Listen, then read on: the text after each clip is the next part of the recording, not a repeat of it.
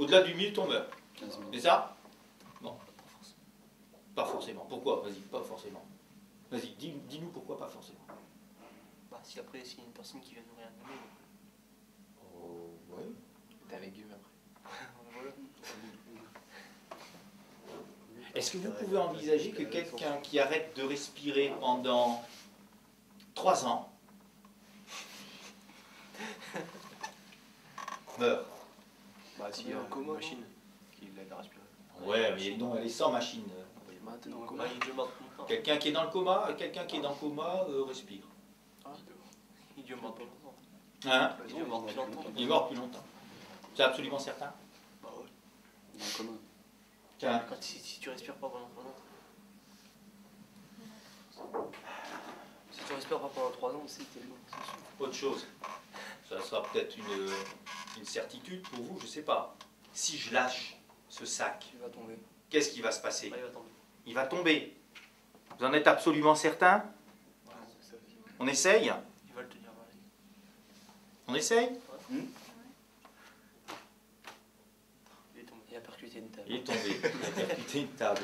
Est-ce que ce qu'on vient de faire, c'est la preuve qu'il allait tomber? Il est tombé. Est-ce que c'est la preuve que forcément il allait tomber? Vous voulez que je recommence? Bah ouais. Pourquoi? Hein? Pourquoi vous voulez pas que je recommence? Bon, c'est que ça va retomber non plus. Vous savez, comment vous savez ça?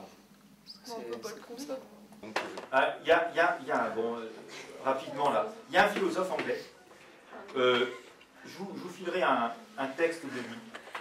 C'est un philosophe anglais qui a vécu à peu près à l'époque de Voltaire, de Rousseau, vous savez, au XVIIIe siècle.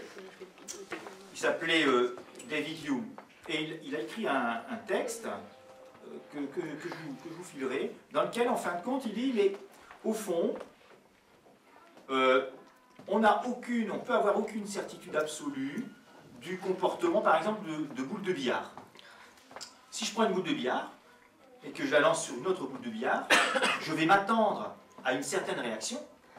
Par exemple, je l'envoie tout droit, je vais m'attendre au fait que la deuxième boule de billard va réagir à ça d'une certaine manière.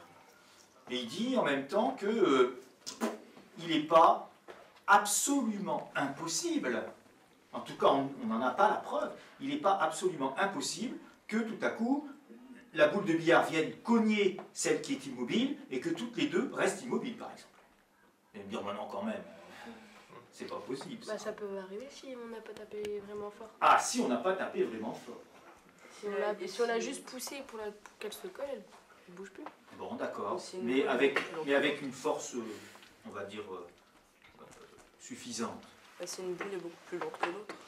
Alors voilà. Mais on va se placer dans des conditions, on va dire, normales. Oui, tu voulais dire? Non, j'ai dit normalement les virages ont tous le même temps.